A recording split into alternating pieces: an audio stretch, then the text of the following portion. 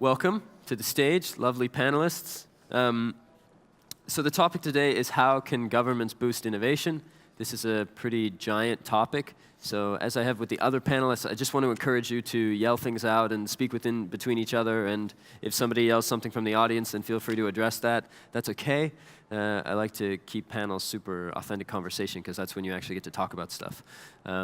Yeah, so I think maybe a quick intro from each one of you and what your roles and responsibilities are would be really helpful for the crowd and maybe for me too. Okay. Yeah, do you want to go first? I believe we should start with No. Yeah. Oh, I think you should start. I'm a very polite man, so It's never very ladies strong have the argument. preference. See, you wanted some arguments. You get to get Perfect. This is what I need. All right, good. But So do you refuse to go first? Is that what's happening? no, I can do that. Hi, everybody. I am Thiago Camarko. I'm currently the National Secretary for Digital Policies of Brazil. It's not information technology anymore because it was such a vintage name, so we changed digital policies since March when we enacted our national strategy for digital transformation. And I thought really hard about the question, how can governments boost innovation? And I think that I came up with the answer to that, with the solution to that. And the solution is Oh. get out of the way. You can all go home now. That's the best thing that governments can do to boost innovation. Get out of the way. Don't try to regulate innovation. Don't try, unless you are Estonia and you make your government a whole digital platform, don't try to get in the way of innovation. You always gonna lose. Diderot points out that which government should walk out of the room and which one can stay, right? Perfect. So quick intro, maybe? All right, so my name is Karol Okonski. I'm a Secretary of State and the Minister of Digital Affairs in Poland. We have a minister that caters for all things connected to telecommunications, ICT sector, and digitalization in government, and some cybersecurity in the civilian part. These are also more or less my responsibilities. Also, in terms of innovation, I would not be as drastic and as straightforward as you said.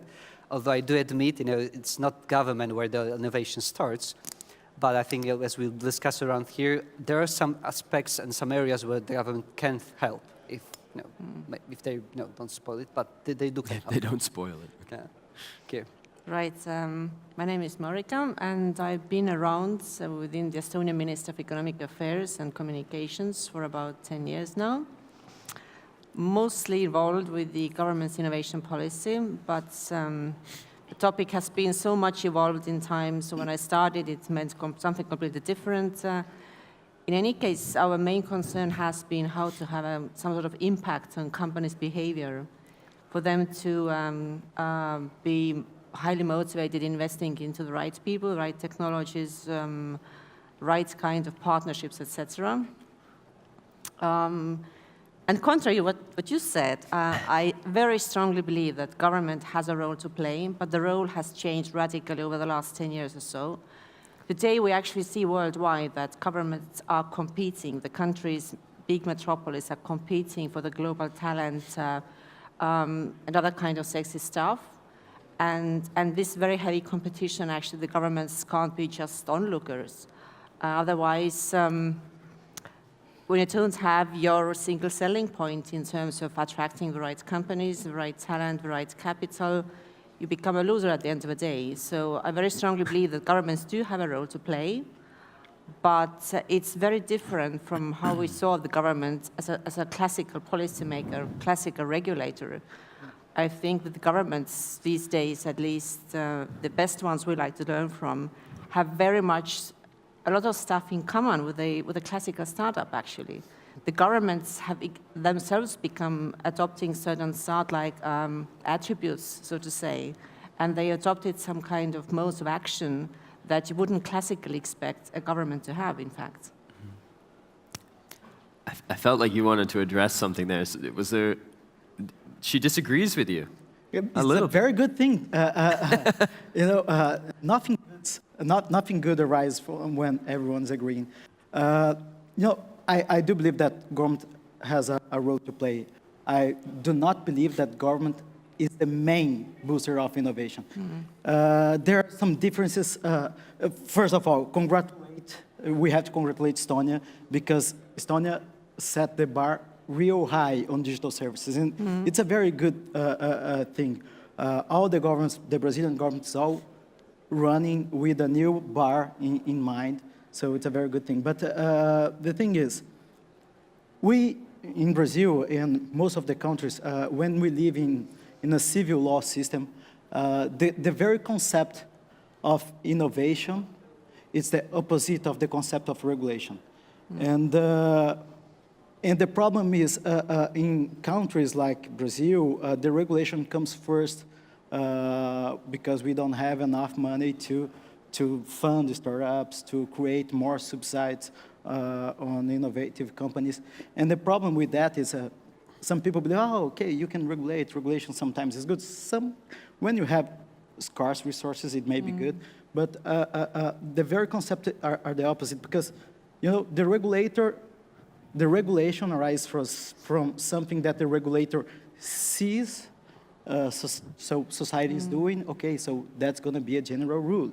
And innovation is the very opposite of it. The innovator sees what the society is doing. Okay, so I'm going the other way around. So these concepts sometimes are opposite. So I believe that government can help, but the first point should be not hinder innovation. The second rule should be not hinder innovation. And the third rule should be never forget the rules 1 and 2. And the fourth rule, okay, maybe we could help. But I think what is important is that actually the sequence. I mean, like you say, like at some point of time when there's one of an innovative solution is being thought out, you actually will experience the fact that the current regulation will just, it's not aligned with this. Basically, take the autonomous cars, like in a lot of countries, like including Poland for now, it would not be allowed, just to let such car without a driver actually go on the street. So it's not that the countries should actually, think of the concepts on the core of the changes, but should listen carefully, be in touch with actually the innovators, and try to take down all the barriers that they actually see on the way. So in the massive role, or even let them also experiment, create some environments. We call it like it's called like regulatory sandboxes. So in the way, before, and this here I agree, before entering some hard regulations, some specific clauses that you put into the law, let's make sure then that it's actually the minimal set that is actually needed for the given innovation to be rolled out, for a given solution to be rolled out. And this regulatory sandboxes allow actually to test the solution, see the results, and at the same time adapt the law to the extent that is needed. So, and here, if the government is still too hesitant and too reluctant, at some point of time, although it does not, the innovators can have the place and the possibility to spare and to think of new ideas, but they will end up at the phase of rolling out the solution because they will just not be able to do it. And that's why it's very important, to keep this close relationship with, between the sectors, the research, the government, and the commercial one. Yeah. I'm glad you brought out the regulatory sandboxes because this is a very sexy topic these days, and all the startup-like mindset governments like to talk about these days. Of course, the fundamental dilemma often is that should the markets lead the way and the regulator be the second one to follow and address exactly the troubles, the problems that the private sector is facing, or should perhaps the regulation itself be seen as a trendsetter, for example? If you come to think of regulations such as, let me finish first. Sure. Of data regulation, or data, how we understand it, how we regulate it, how we protect it, it has a huge impact on companies' business operations. And by doing that smartly, by being a policy entrepreneur, as I recently discovered a very sexy term myself, you can actually set up rules in a way as to create a competitive advantage for a particular country to attract a certain type of companies, talent, or capital to establish the business in that particular territory. If we speak about the essential problems that Europe is facing these days, being not very successful in turning its scientific big success stories into actual innovation and business growth, then I think that one of the fundamental issues is that the role of innovation through regulation has been greatly underestimated. That very often the regulation is a so-called laggard in the class, while actually doing it smartly and being a little bit brave enough. By regulating smartly and bravely enough, you can actually create a significant market advantage. But of course, it takes some courage. Yeah. Just a very short comment, because I do agree with you. And in an ideal world, I think would be the way to go around this. So I think the big challenge would be to keep and keep the people, actually the most creative ones, the ones with the vision, actually inside the government. And You can do that. Well, you Look at me and you, for example. We aren't that bad. I would say, might be the exceptions from the rule, I would say. But no, but I mean, it does change. I mean, it does change. We also see it in Poland. The people do get involved much more in the work of the government. But at the same time, you think it's much more natural for a young guy actually to start their own business or to think of their ideas instead of just getting and becoming an official in the government. So it's not that bad, actually. We've got some few really brilliant guys, young guys.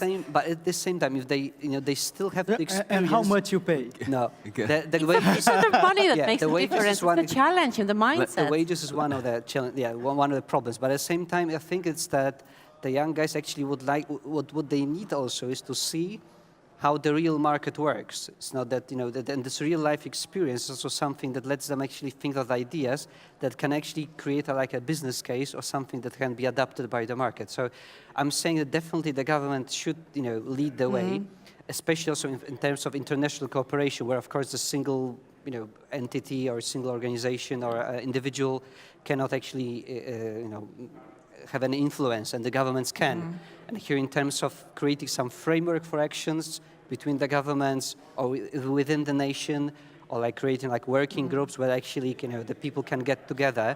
Of course, here the government should and can and should have some be the driving force. But I think the ideas themselves are pretty much generated much more frequently in the commercial side. I'd like just to seize two baits that you guys left. First, you said about that cross-sector dialogue. I wonder how many times an innovator, entrepreneur, or a startup leader wants to talk to the government or talks to the government. And the second thing, you said about the smart regulation can create market advantages. Yes. Or you can say market protection. Market protectionism.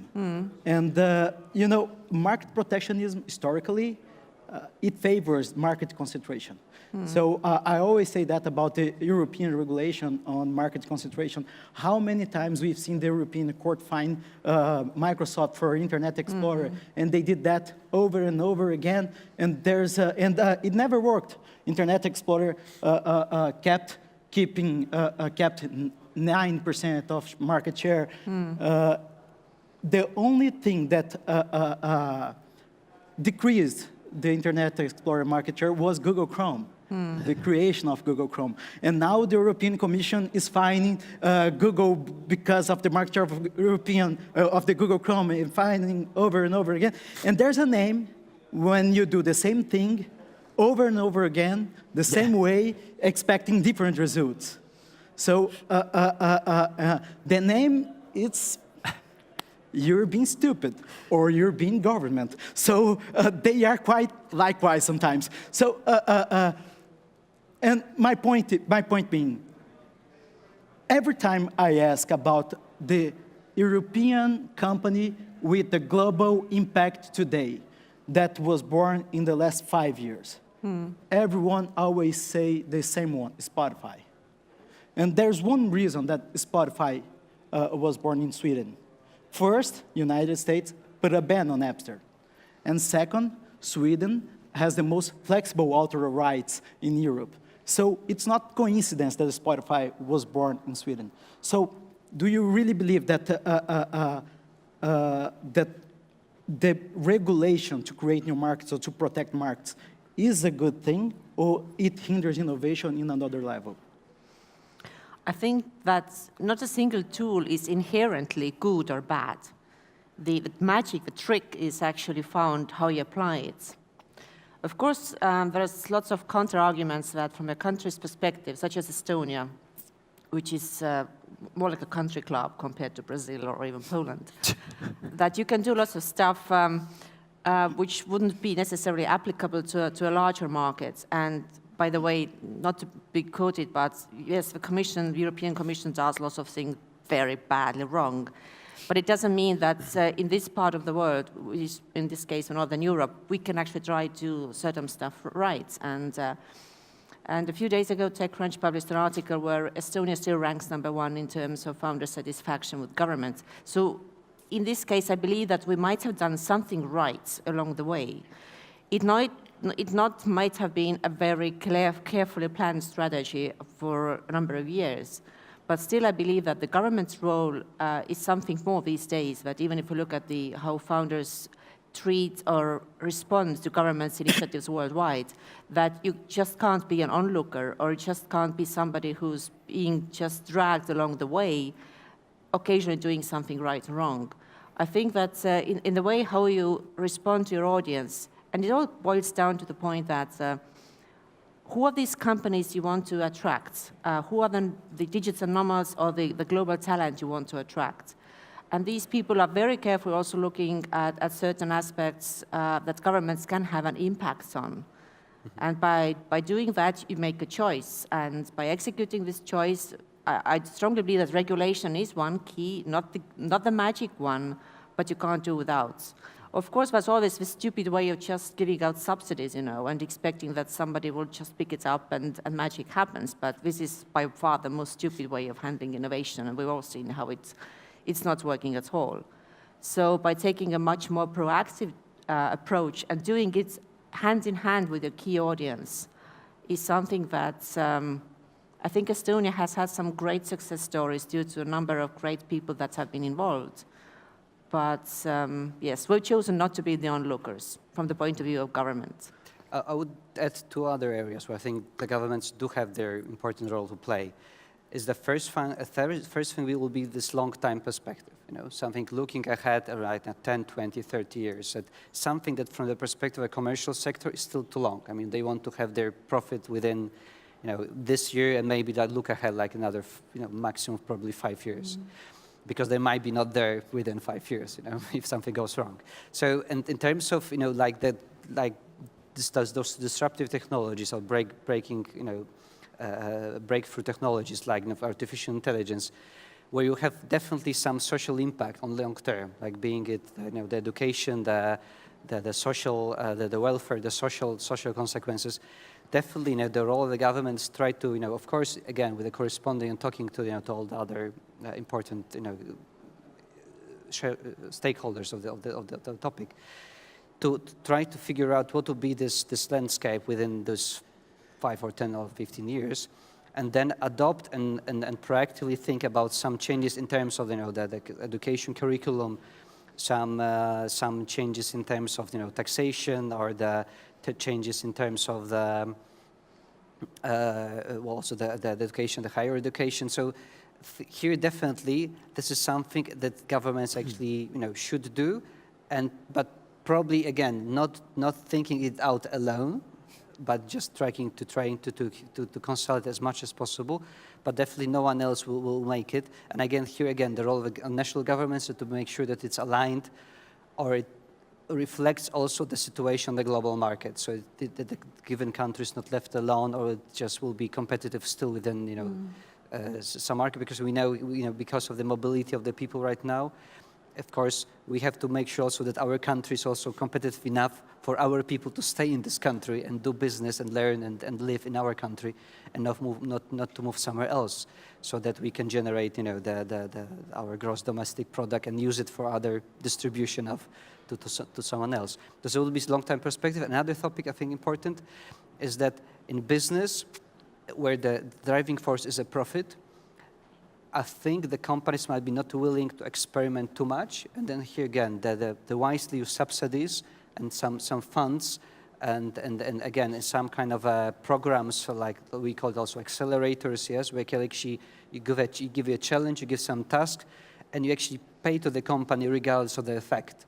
You just pay for the effort, because maybe it's actually something that attracts some, taking some higher risk, and in the end, maybe they will be able to come up with a solution that will become the next, Spotify, Skype, or another this kind of company, because in other terms, like purely commercial situation, someone will be just maybe not willing to do it, not willing to risk the money. And from the perspective of the state, it still makes sense even to, let's say, waste this a few millions, because there is still a chance that out of this there'll be some, breakthrough technology change that may be then applied, and then with the IP rights and the whole ecosystem built around it. So, yeah, so it will be the other two topics there. I'm trashing governments, but just for fun. It's serious though, but it's just for fun. And I do recognize that we enacted our national strategy for digital transformation in March, and so we believe that we have a role on digital transformation. We had a vision for our digital transformation strategy, having very strongly data-based economy, with new business models popping up every day in a world of connected devices. So in order to achieve that, we have to invest in higher education, skills, infrastructure, the international dimension on negotiating agreements of market openness. So we believe that we have a role in that. We have been supporting startups in several programs in order of 1,000 to 1,500 startups per year. But I always see, and not to talk about the purchase power of governments. So if we're talking about cybersecurity, artificial intelligence, so the government has a very strong purchase power, and it can inject money on the market, on the I always get stuck by that word, entrepreneurship environment, ecosystem. And, but what makes me question myself about it, I went to the LinkedIn of Sander, the chairman of Robotex, and it claims 50,000 startups supported or created by Robotex. 50,000 startups. I'm not sure of how many governments could claim a high number like that. So that's what makes me question myself. If we're using taxpayers' money in a proper way, and what is the smart way to do that? Because governments, traditional governments, they see business in a very cruel way to see. So if it starts to make money, tax it. If it keeps making money, regulate it.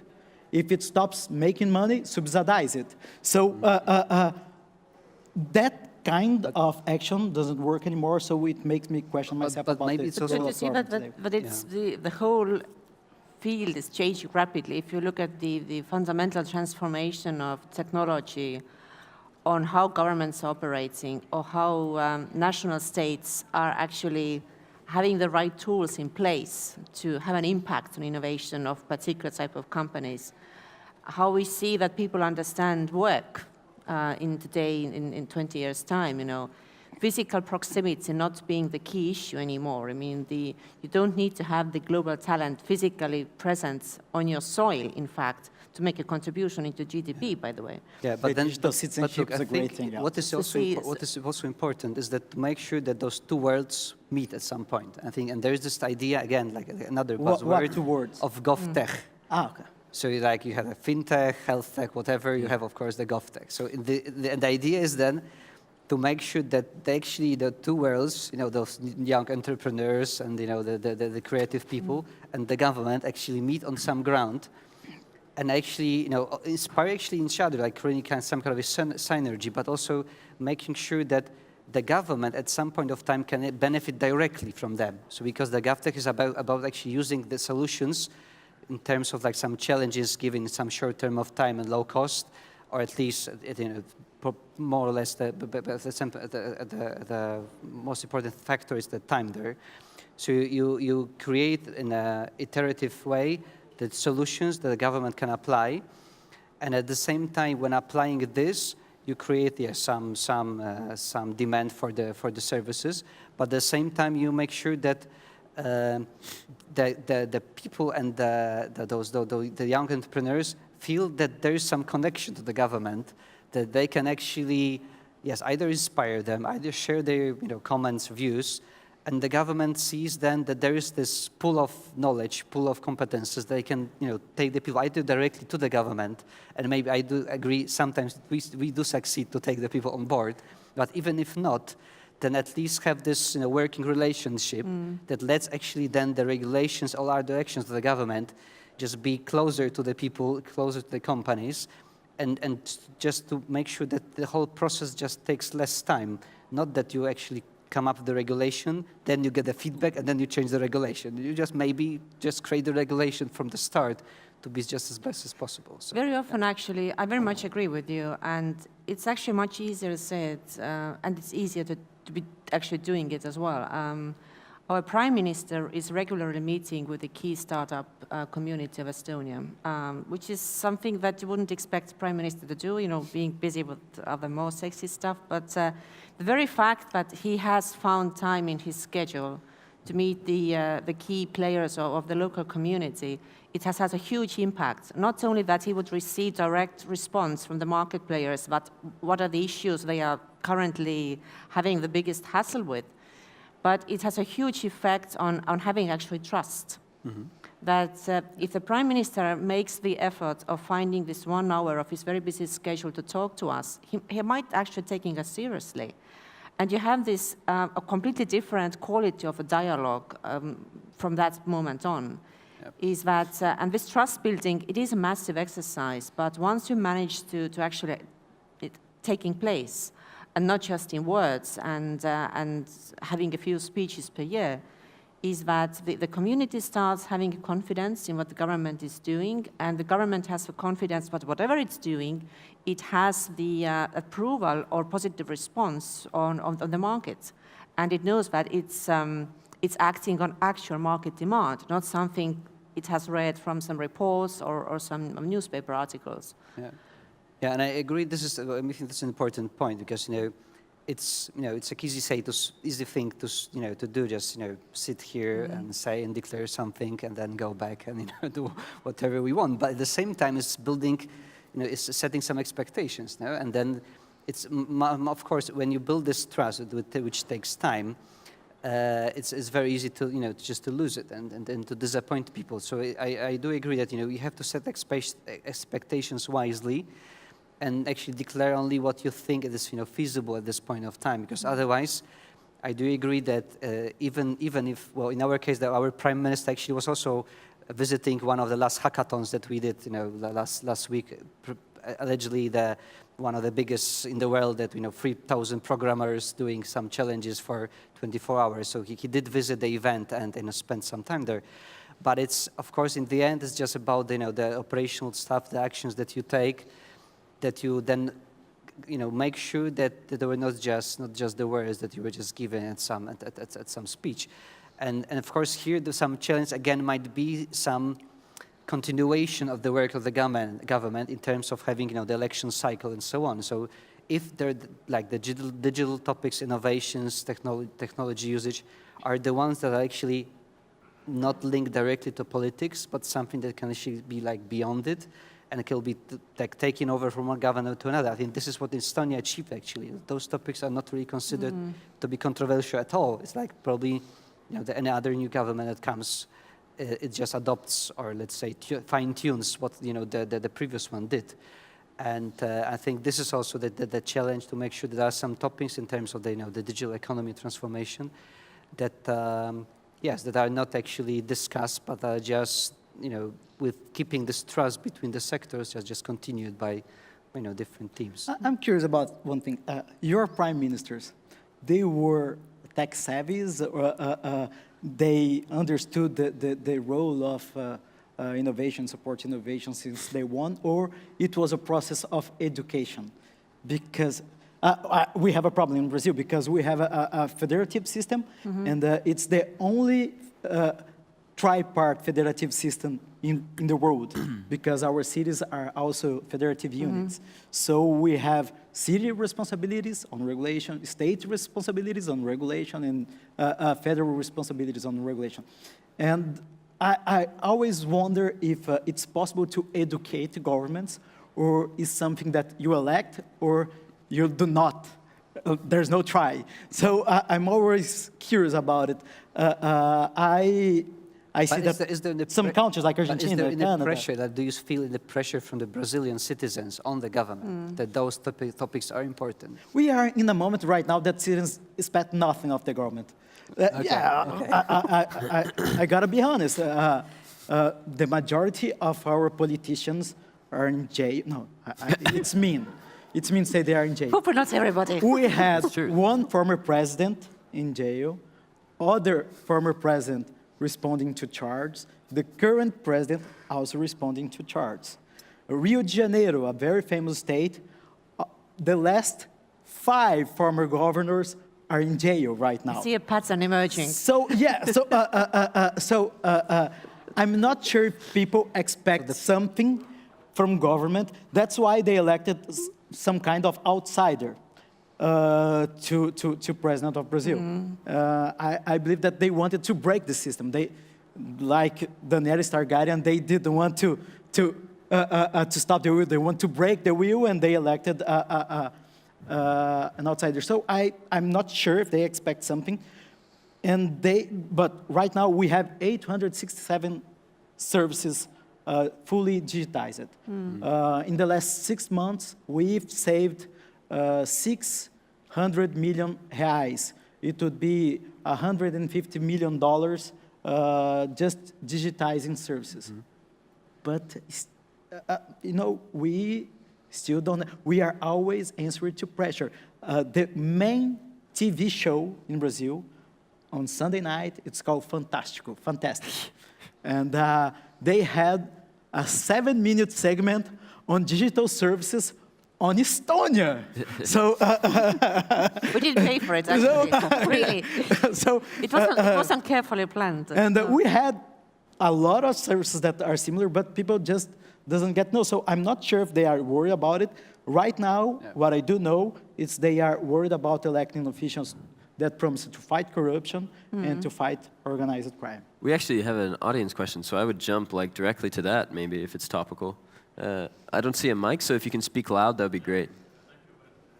Going back to the title of the talk, I am from mathematics, so when I see the title and I see innovation there, I wonder what is the metric you use to, in this case, move from innovation? What is the concept for you? So the question is, especially if there's people up top, what metric can we use to measure innovation? Or what metric do governments use in particular? You mean in terms of KPIs? Yeah, yes.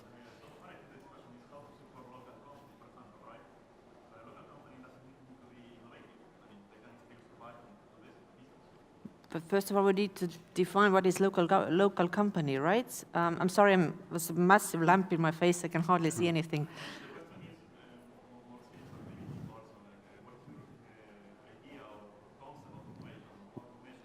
What does innovation mean to you?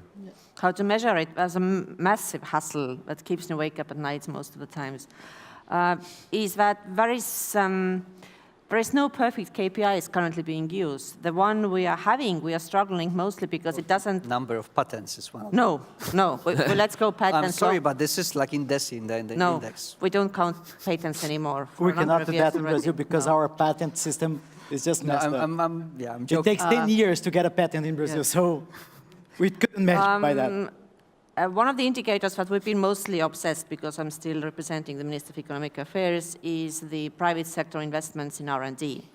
Well, that has been a very highly valued KPI, but mostly we see it doesn't work because the data comes in so late that as a policymakers, we cannot really use it as a real-time indicator on how the market is responding to whatever we're doing. So we are currently running a kind of pilot project with our statistics office. We are hoping to start sometime next year to figure out what kind of KPIs can be used, how the data can be collected and analyzed in real terms, so that we could have better understanding on how companies are operating. Of course, we are constantly and ongoingly measuring the amount of VC accumulated by our startup companies, which is one of the KPIs indicating how healthy is the ecosystem in terms of attracting the right, the amount of capital and into which companies it's going, and the structure of it, but it's only showcasing part of the game. So yes, to answer your question, it's a nightmare. It's not working well. We are trying really hard to adopt some really innovative ways on how to measure it, but we'll see how it works. You can ask me the same question about year's time, and maybe I'm smart as well. What I would add maybe is, it's also again like something make it maybe too straightforward, but what we think is what might be one of the measures actually to see what percentage of GDP actually comes from the companies, would say, from the ICT sector, or let's see, or the ICT spending. Of course, not every usage of technology is innovation, but to some extent, there is definitely some linkage between the two. So, what we actually strive for, what we see, what we also measure is, let's say, to make sure that the companies actually use the new technology, because at least it opens some potential for innovation, and then that is the first important step to be taken. And well, the spending on research is yes, again, another but it is input indicator. And not again. I would say it's again creating the potential, because of course not from every research there is some tangible product afterwards. But again, it's an important step. Like from the mathematics would be the one that is not the one that is just necessary, but not well, the vital one, but not the one that will actually guarantee the results. But being a member of EU, of course, we have in every 2 years' time this community innovation survey. But all those metrics are posing the challenge that they are based on what's happened in the past, and how much you can actually use that data for predicting what's going to happen in the years to come. And basically, the moment the data becomes available to policymakers, it's already outdated. Yeah, and maybe just one comment, again, like from the European Union perspective, because there is also something, the idea of so-called digital innovation hubs that comes from Europe, the idea of actually channeling, I would say, the innovation to some certain focal points within the country, where would be we can streamline it and actually pass it forward to some other small and medium enterprises. So let's say cooperation between Europe, but at the same time trying to to make this path to the innovation, to taking some elements to be used by the small and medium enterprises to be as fast as possible. And so actually, also with some of the services to be offered like on demand, I was AI on demand topic, yes. for example. Yesterday I was giving an interview to PricewaterhouseCoopers, and I was rather critical on this concept that the Commission now likes to call everything a hub. And I fundamentally challenged the almost automatic presumption that the physical proximity is a must. It's not. You don't need to be physically present in some hub to be qualified as an innovative company. I agree, but at the same time, you do create kind of an ecosystem around it. It's like a community, or like the companies around. So I agree. It's not. Again, it's a bit too simplistic for me. Yeah. It was was not a silver bullet. Yeah, yes, but the Commission thinks about everything's a hub these days. Yeah. It was an awesome question, actually. Yeah. In the OECD Economic Development and Digital Economic Development Commission, we are about to launch our Going Digital framework and the Going Digital Toolkit. It's going to be launched by the end of this year.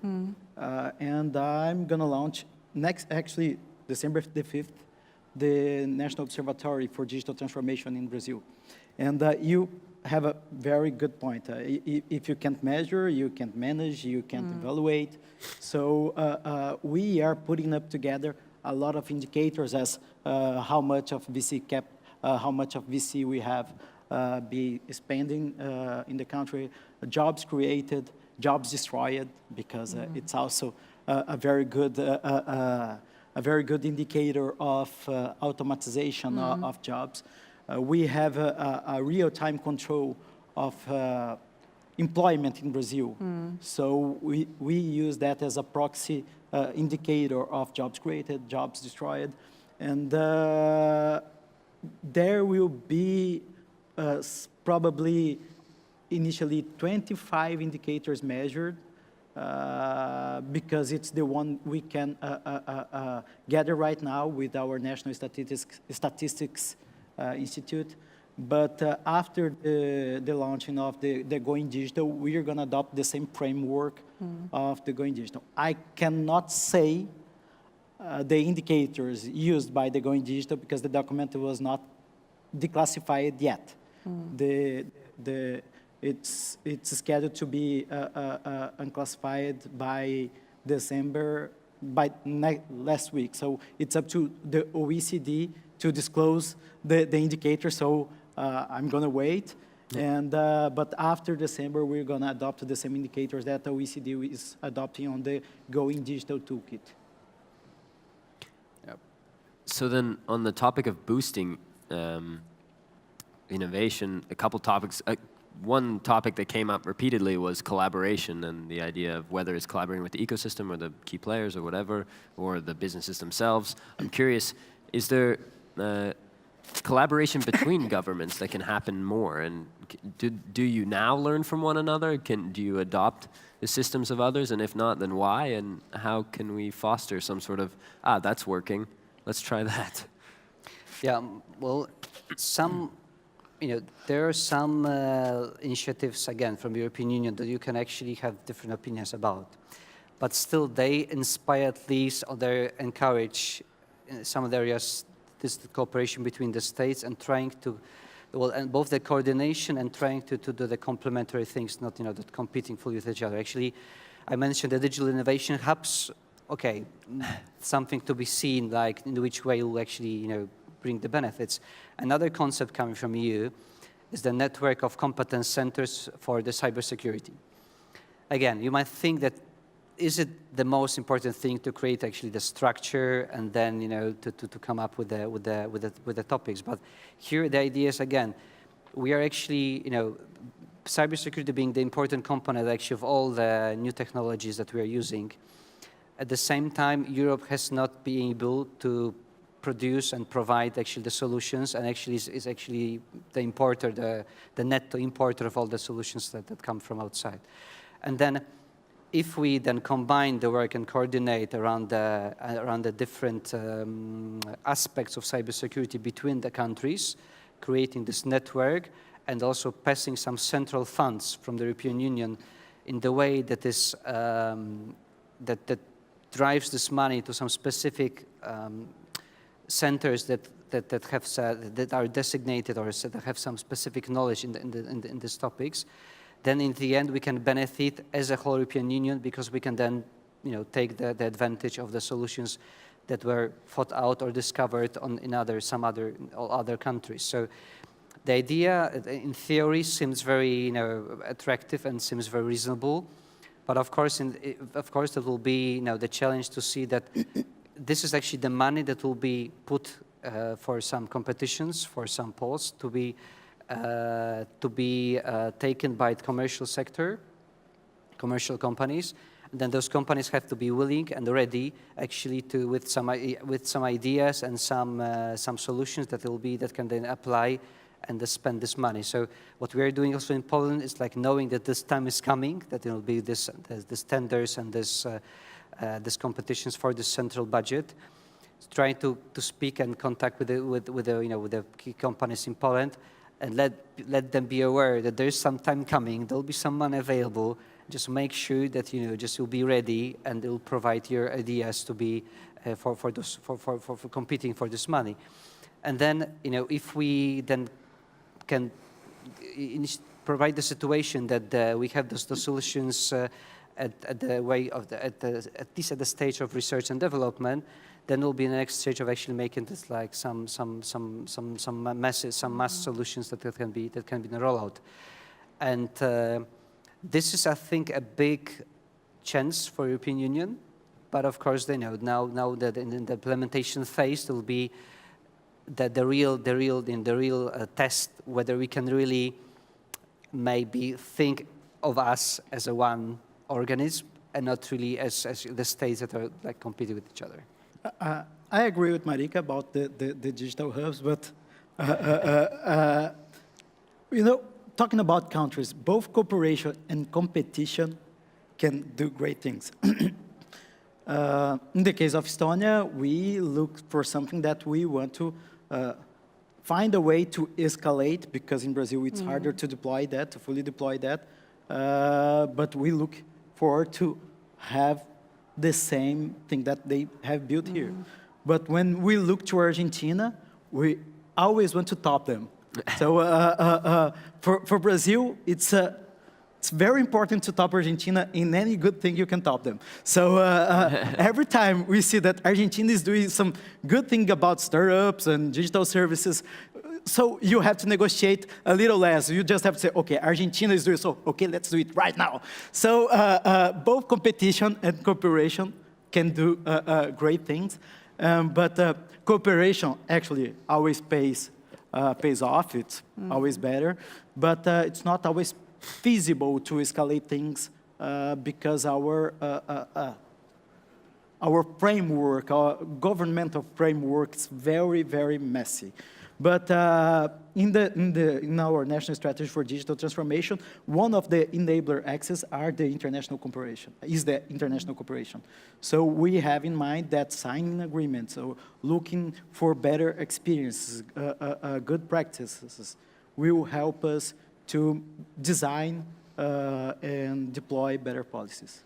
Well, again, so another topic, just when this cooperation makes sense, I think it's like then can be this win-win for both parties. Actually, when you need for some solutions, especially for AI, you need access to data, and you know the data pools, of course, like the bigger the better. So if you can still manage to create some common, like data pool that the countries can access. But if you cooperate with the European country, you have to be compliant with the GDPR, so it will be more complicated to work on. No, but I mean like it might be can be anonymized, can be non-personal data also. There's some algorithms we can test on this as well. And what I'm saying is that if you can actually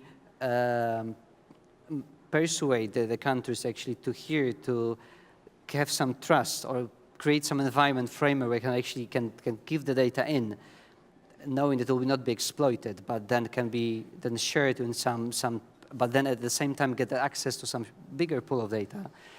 Then I think, and I also invite also the commercial sector to do the same thing actually. Then this is actually the only way you can compete with countries like China, India, Japan, or the States. I mean, here, the cooperation, I think, and making sure that you have some common data laboratories, I think, is a key for topics like AI, because otherwise you will just not be able to test the solutions to the extent that it will be able just to roll it out. I think in case of Estonia, it's probably even bigger problem because I think that if we speak about collaboration between governments, then it's actually, in my very personal opinion, boils down at the end of the day to actually collaborating with people and on very specific topics.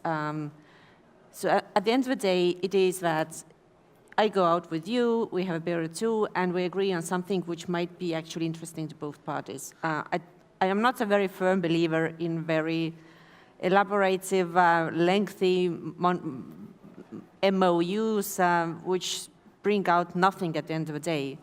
So it very often starts in small steps, but very practical, concrete, tangible projects that very often lead to something more elaborate and more substantial or long-term in nature. But it very often usually starts with actually people talking together and figuring out that we might have something together. So, and I'm a very firm believer also in regional collaborative platforms rather than having everything happen across Europe or worldwide in the same day like this. So yes, just look at your neighbors, even if those are Argentina, Estonia, and Latvia have a very similar relationship, by the way, so know perfectly well what you're talking about. But still, these are the people that are living next door usually, and you have other things happening with them anyway. And So you why know them not? best, actually. Yeah? So Exactly. you know Whether you like them good or and not. bad sides. Yes, but you actually know them, which is a great advantage of then talking to somebody you have never heard before. Marika, so, if you don't believe in MOUs, and I also am not a strong believer of that, and we both believe Even that... though, yes, I prepared a few in my life, but still.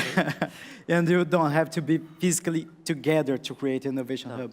What about we create a digital innovation hub on government services? We can decide it right now. My God. Brazil and You Estonia, we will let already you called in it a hub. later, okay? Even without a beer, yes? Yeah, okay. You already called it a hub, which gives me itchies, you know. Okay, digital innovation, choosing whatever the name you I pick. start scratching myself. It's a collaboration. Somebody wants to have a Yeah, hub. digital innovation, Marika portal. Whatever. We can give it the name you want. What about it? Well, Let's talk about it. I had a few of colleagues of mine in the audience previously. I should consult them before if I give. Awesome. We have one question from the audience, and then we can wrap up. So, yeah.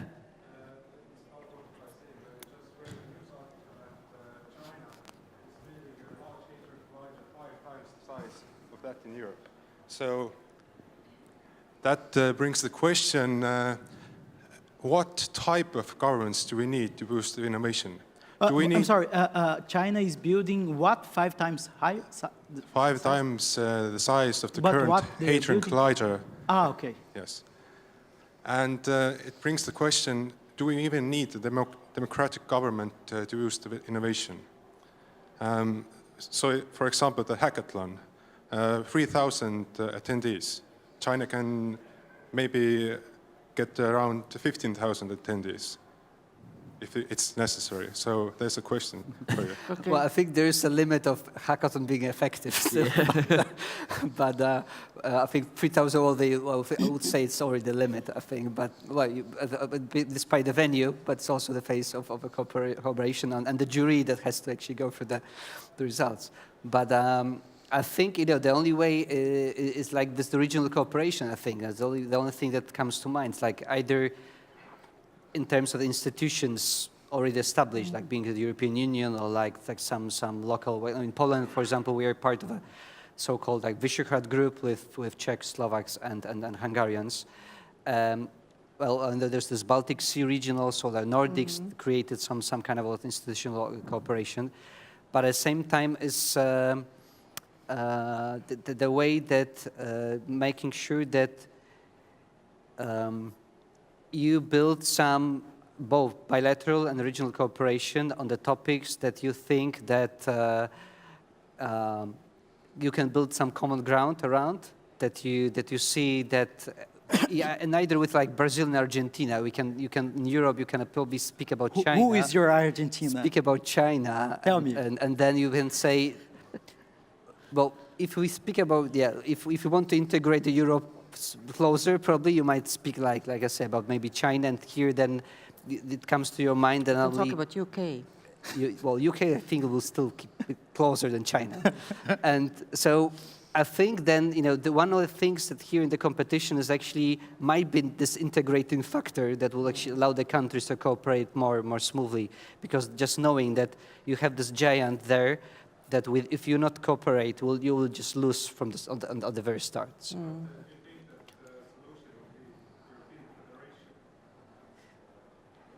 Well, the declarations have already, on some topics, there have been, I even personally signed the declaration of cooperation on the artificial intelligence in Brussels in June this year, with like some other members. But I think, the challenge would be to come from the declaration phase, of course, to the, to the real doing. And like I say, in some of the topics that think and agree that this is the integration factor, we do it together, and we keep continuing doing this, no matter what what the government, which government is actually at force in a given country. And if we're able to select these topics, maybe if it's not all at once, maybe not always every country from the Union, but at least like what we call the digital like-minded countries, maybe expanding this group. I think that this is probably the key here. The problem with that kind of cooperation that you sign an agreement on. In the last month, I've been at the plenipotentiary meeting of the ITU, and they were about to issue a resolution on ethics in artificial intelligence. That resolution was proposed by Saudi Arabia. So we have worked a lot to bring it down. And after the plenipotentiary, I went to the IDF. And President Macron, one of his first sentence was, we have to find a middle way of regulation, not the liberty of the California regulation and not the strict regulation of China. So he talked about regulation and artificial intelligence regulation. And then in the same week, we had the OECD meeting, and they set up a group on artificial intelligence to issue guidelines on ethics towards artificial intelligence. And the problem with that, every time we talk about cooperation, some kind of regulation or guideline or, I don't know, fully enforceable proposition takes place. At the same moment, in countries that do not participate in it, things are happening without regulation or restrictions. No matter, it doesn't matter what are the guidelines.